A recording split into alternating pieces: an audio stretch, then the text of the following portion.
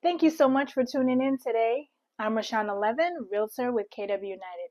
Today I'm going to review the updated listing agreement for Montgomery County and DC for Greater Capital Association of Realtors. Let's get into it.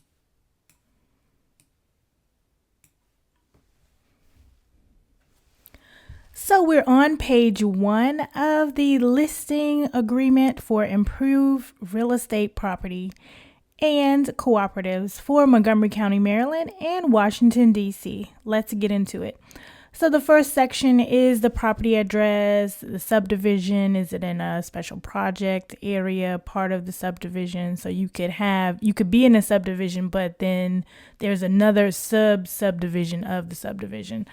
What is the actual lot, block, the tax ID, seller information, paragraph 1, paragraph 2, who's the listing broker, what's the purpose of this agreement is paragraph 3. Paragraph 4, what's the listing price, what's the listing period, this agreement is going to end at 11:59 p.m. on said dates. And if you need to extend an agreement, all you would need to do is get a listing amendment, or if you need to change the sales price, etc. Paragraph 6 is when is it actually going to be entered in the MLS and how does that look? Is it going to be pre-marketed? So we're moving on to page 2. Is it going to be made to the public? Is it going to be in a coming soon status? Is it going to be exclusive only to the office? And so next, paragraph 7, broker compensation. So this outlines whether it's going to be a percentage of the sales price, whether it's going to be a fixed amount, whether it's going to be a percentage plus the fixed amount. Is there additional, paragraph B of paragraph 7, additional listing broker compensation if a buyer comes in and they don't have an agent? So the agent is still due compensation upon fixing that, navigating that transaction with that unrepresented buyer. They're not representing the buyer, but they still need to assist in navigating that. So they need to be compensated for that. So that would go here. Paragraph C, D, E, those are additional things: buyer broker compensation, sub-agent compensation, forfeiture for deposit. So say, for instance, if a house goes under contract and the buyer doesn't qualify and it gets to the end of the deal and they can't perform and the earnest money is due, how is that going to be handled? Is that partial going to go to the seller and the listing agent, or how is that going to work? And paragraph G, that is attorney fees. And let's move on to page 3. So authorization, paragraph 9. So you can put a sign in the yard. Are you going to do key and lockbox? How does that look? Paragraph 10, marketing and virtual office websites. So they call that WOW. So how is that going to look? Do you agree to it? Do you not agree to it? We're moving on to page 4, 11, paragraph 11, exclusion and exclusions. What conveys with the property, what doesn't convey with the property. There's a separate form that has to be attached. Paragraph 12, property condition and disclosure of material facts. So that's paragraph A through D of 12. So that's legal requirements, hazardous materials, etc.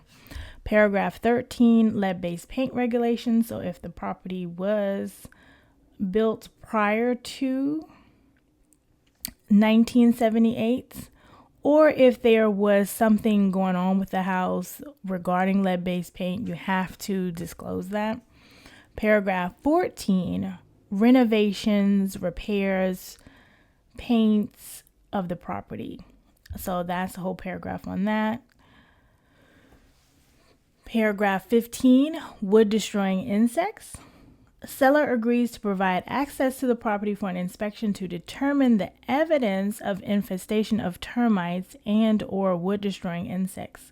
This inspection is in addition to pre-settlement inspection and other inspections agreed to in the sales contract. The inspection shall include the house, garage, and other outbuildings, and any fence abutting to the house.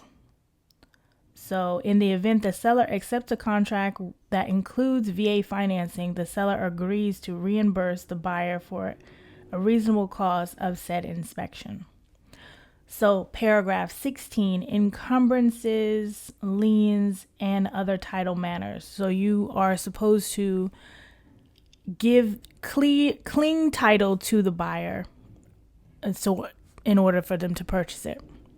And so that continues on to page 5. And you have to check all that applies. So is this property owned free and clear? If it's not, does it have a mortgage? Does it have a second mortgage? Does it have a line of credits?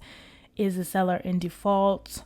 Because it's you have to let your agent know ahead of time, because if you don't and you're actually in default, it's a lot of processes on the back end for you to get the home to settlement. That can delay things. So you need to let your agent know.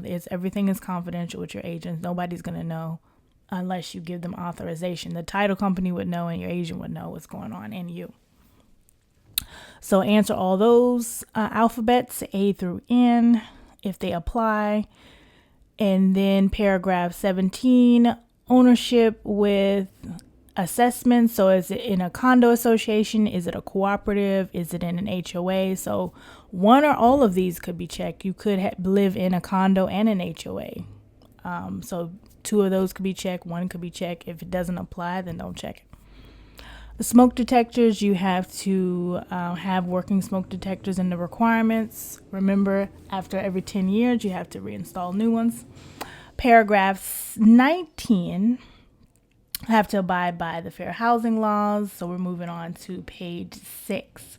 So closing costs, seller acknowledges that buyers have the right to select their own title insurance company, settlement and escrow company. So agents do like to have their preferred title company, but the buyer does have the right to select who they would choose, who they would like.